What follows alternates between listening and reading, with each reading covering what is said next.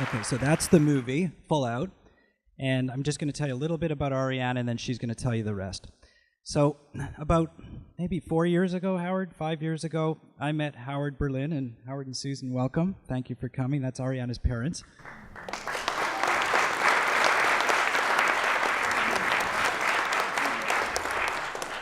I make television movies. That's what I do.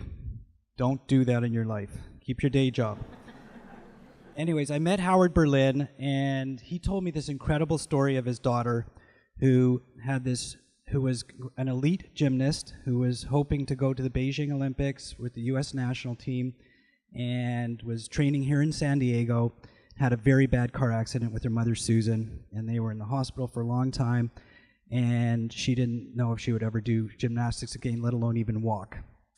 But Ariana doesn't like to be told she can't do something, and instead of going back to gymnastics because she had she had a rod in her femur and she had all kinds of broken bones and everything, she decided to switch gears and she went into the world of hip-hop dancing, and she became a professional hip-hop dancer with a local group here called Culture Shock. And one day she was dancing at SeaWorld, and she met the coach of UCLA. Her name is Val Condos Field, and she went up to Val. I'm leaving out a lot of details, but I'm giving the Reader's Digest version. And she said, "Val, I would like to be on the UCLA women's gymnastics team." And Val said, "I remember you. You were a great elite gymnast, but you know we're there to win, and you haven't done gymnastics in a long time." And she said, "I will show you that I can do this." And through a lot of persistence and hard work and heart and spirit, she was able to make a comeback. She became a walk-on in the UCLA gymnastics team, and 4 years later led them to their 6th NCAA championship. So that was and she was finished 4th in the nation that year.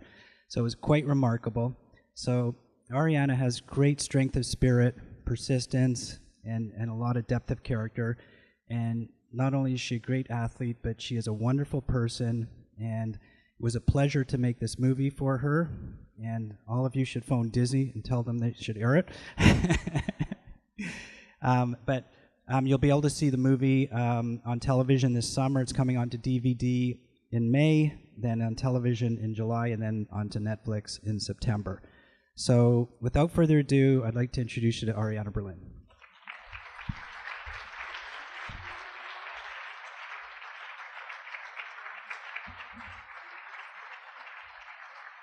Hello, check. Thank you, Jeff. Very, very nice introduction. I appreciate it. So, hi, everybody. Thank you so much for having me. When Jeff and the Friendship Circle asked me to share my journey and story with you all, I was beyond flattered. I'm extremely honored and excited to be here.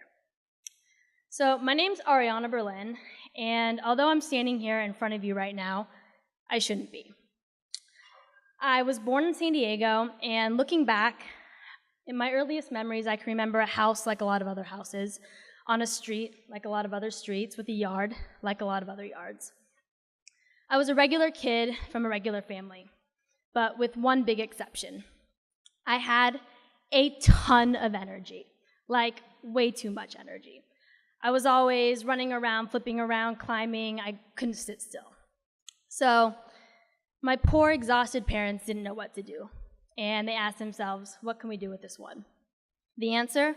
Put her in the gym. I was 3 when I fell in love with gymnastics, jumping, running, spinning, flipping on trampolines, into foam pits, across the floor, off the beam. I mean, who wouldn't love a sport like this? And after the first couple years, it was just for fun, but then I realized I was getting pretty good and at a level where I was able to now compete. It became more than something that my parents just put me into to tire me out. It became the beginning of my dream to make the Olympics. In gymnastics, there are different levels of competition. It's different now, but when I was a kid, everyone started at the level 5. That's the first level. As you got better and more experienced, you would move up levels until you got to the level 10, and then after level 10 was the elite level, which is also the Olympic level. So I started at the bottom, at level 5. By the time I was 8, less than 3 years later, I was now in the level 8. So I was 3 levels away from the Olympic level. At that point, I started setting goals for myself. Yes, I was an 8-year-old setting goals for myself. So I sat my parents down, and we talked.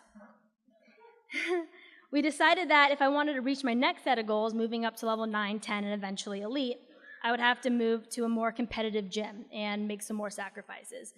That meant switching to a better gym in Orange County, which meant my mom would have to drive me an hour and a half each way, 6 days a week for practice. That was a massive sacrifice all around, but you didn't have to ask me twice. And it was working. 4 years later, by the time I was 12, I had made it to level 9 and won the level 9 national championship. And then I made it to level 10. I was now one level away from the Olympic level. So again, I sat my parents down, and we decided that to make the elite level in time for the 2004 Olympics in Greece, Jeff, you were close, 2004, we had to step up the training, which meant more sacrifices. We had to switch gyms now from Orange County to Temecula to one that had a successful elite program and was producing the best gymnasts in the country. Driving to Temecula instead of Orange County saved my mom an hour of driving each day, but now I had practice twice a day, 6 days a week. I would go from 7 a.m. to 9 a.m. and then again from 2 p.m. to 8 p.m. That's 8 hours a day in the gym. I left school, I left my friends, and I started homeschooling. I would go to morning practice, then go to a bookstore, do all my homework, go back to afternoon practice, and then finish all my homework on the drive back down to San Diego. This was my routine 6 days a week, every week, for 2 years. It's what it took to be the best.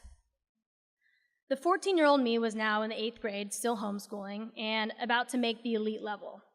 The Olympics were less than 3 years away, and my dreams were now becoming a reality. All the sacrifice and all the hard work were paying off. I remember it was Thanksgiving weekend. I had the weekend off, which was very rare. My mom thought it would be fun to go to Orange County and go shopping. We hadn't been back since we switched gyms. We got on the freeway and we started driving to Fashion Island. But to be honest, I don't remember any of that.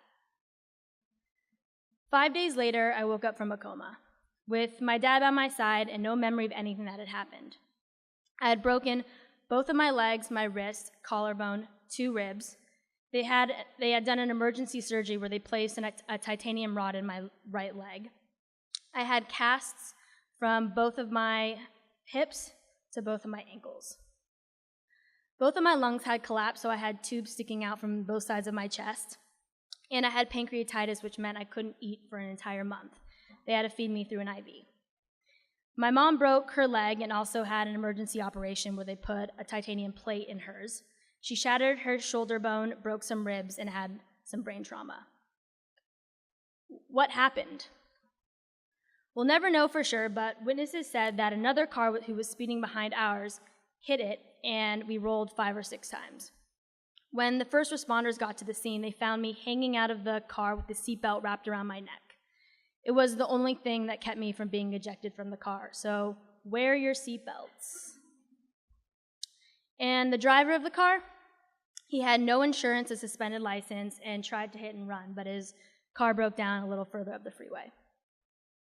When we were well enough, my dad and brother took us home from the hospital, and I started what I thought was going to be a quick road to recovery. I remember having another surgery on my left knee, and the doctor telling me I would have to have more surgeries in the future. No problem, I thought. There's still time to make the Olympics. That's when he told me I was never going to do gymnastics again. In his expert opinion, my body couldn't handle the stress. It was over. That was a tough day for me. It's something nobody on a journey and with a dream ever wants to hear, that the journey and the dream are over. I cried for the first time in a long time, and as reality sank in, I felt depressed, I felt empty, I felt angry. 10 years of sacrifice, of training, of chasing a dream, and this is how it was ending. It was a terrible feeling. Now, for some people, that would have been the end of the story, but I'm not some people. I spent a year in physical therapy, going from a wheelchair to a walker to crutches to finally being able to walk again. I still had a metal rod in my leg, which caused me a lot of pain anytime I tried simple gymnastics moves, so it slowly became a reality that whether I liked it or not, I wasn't a gymnast anymore. But I wasn't going to sit on the sidelines for the rest of my life, no matter what the doctors and experts said. That's not who I am, and that's not who you should be. I was going to find a way to express myself. So I ended up in dance. I was 15 and in a hip-hop dance troupe. It was low impact and didn't put the stress on my body that gymnastics did. I started taking 5 dance classes a week and began to get pretty good. Because of all those years of spinning and flipping in the gym, I was a natural break dancer. So I became a B-girl. Does anybody know what a B-girl means? It stands for a breakdancing girl, and a B-boy is a breakdancing boy. I loved it because it allowed me to combine gymnastics and dance, my 2 passions. As a troupe, we performed across the country in Europe and Asia, and we also performed every summer at SeaWorld, which is where I first met Valerie Condosfield, the UCLA head women's gymnastics coach. Everybody calls her Miss Val. She directed the show that my dance troupe and some gymnasts were in every summer. When I met her, she had already heard my story. She'd heard of this top-level gymnast who was in this horrific accident that ended her career. We had an instant connection. Watching the gymnastics part of the show made me realize how much I missed the sport, and so I started thinking, what if I made a comeback? It had been 2 years since the accident. I had access to the head coach of the top program in the country and my ultimate dream school. And Miss Val and I were getting very close. I didn't want to have any regrets, and I figured I had nothing to lose, so why not?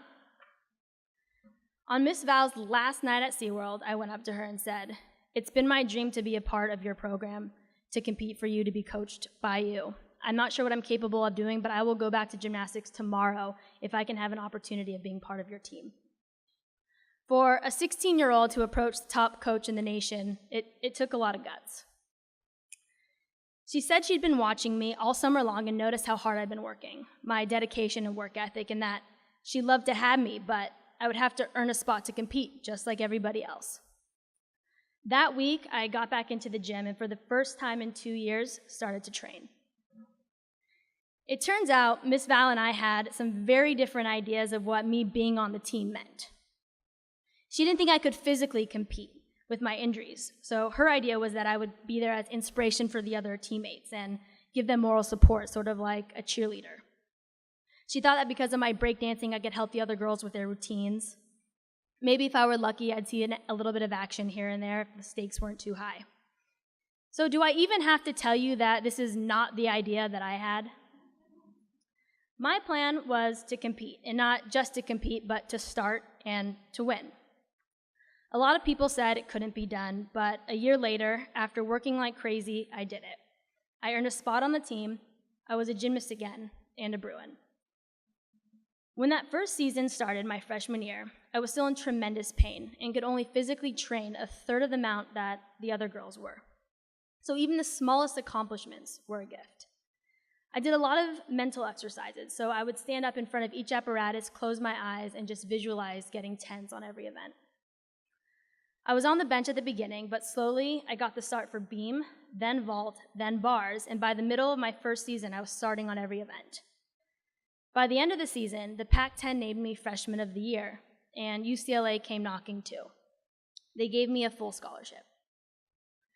My second year at UCLA, I was getting better and stronger and began trying more difficult skills. My training was still limited, though, compared to the other girls because I was in so much pain. Remember that metal rod that was in my femur? Well, it was still there, and Miss Val and I decided it had to go. So after a brutal 5-hour surgery, the rod and the pain were gone. My last years at UCLA read like a fairy tale. By the time I graduated, I was an All-American. I finished 4th in the nation and won a national championship. Here's the ring to prove it.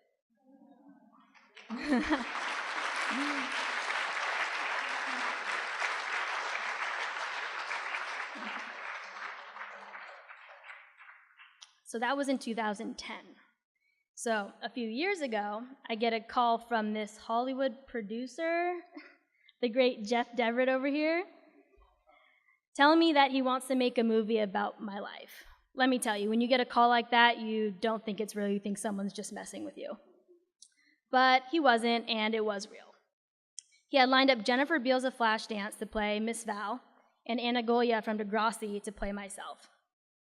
Not only did I make a cameo appearance as the assistant coach, but I also did all the stunt doubling for myself, which was pretty cool.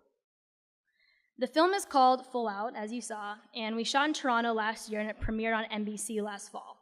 It's now, as I just found out today, all over the world and coming to new markets soon, so keep an eye out. So there are many takeaways from my journey, and I'll share with you a couple of them. First, never be afraid to ask for help in life, and never be afraid to give help when asked. Nothing difficult is ever achieved alone, and you'll need support from wherever you can get it. Whether it's overcoming an injury, dealing with a loss, or even something as simple as having a hard day and needing to get through it, we all need help. I had my parents, my brother, my friends, my coaches, my teammates. They were all there along the ride with me, and I wouldn't be where I am today without them. So, who do you have? Who can you turn to? Maybe it's your mom or dad. Maybe it's a friend. Maybe it's someone here at the Friendship Circle. Maybe it's a teacher or a coach. Or maybe it's a complete stranger. We all need help. Don't be afraid to ask, and when they do help you, make sure to say thank you. Second, overcoming life's challenges requires constant sacrifice. You can't beat what's bothering you without working hard. But life is short, and there are only so many hours in the day, so make sure you're spending them where you really want to be. Gymnastics was my passion, but each hour I spent in the gym was time I wasn't spending with my friends and family. I could have been at the beach, or the movies, or birthday parties, which I missed all the time. I sacrificed all this and more for the pursuit of my dream. So when you go to crush your own challenges, whatever they are, just know that at some point you'll have to make decisions, sometimes painful ones, about where to spend your time and energy. And third, you've got to be resilient, you've got to be tough, and you've got to always believe. Life is always going to throw you curveballs. It's how you choose to deal with them that defines you. If you allow yourself to become the victim and blame others every time something bad happens, then your challenges get the best of you. But if you stay focused on your goals and have a positive attitude, your ability to defeat those challenges goes way up. Life isn't always a fairy tale story with a fairy tale ending. Just look at me. It's full of twists and turns, ups and downs. You've got to roll with the punches, and you have to keep the negative thoughts out of your head. Hey, I was this close to making it to the Olympics, and I didn't. But looking back and all things considered, I'm okay with that. Thank you.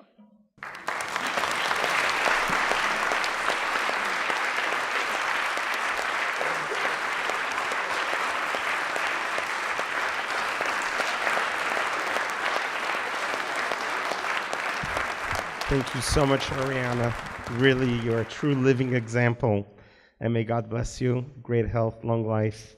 And you've really inspired us all. And thank you so much for coming here and sharing your life with us at the Friendship Circle. Thank you very much to your parents and to your whole family. They're all very lucky, and we are so lucky that you're here. God bless you. Thank you.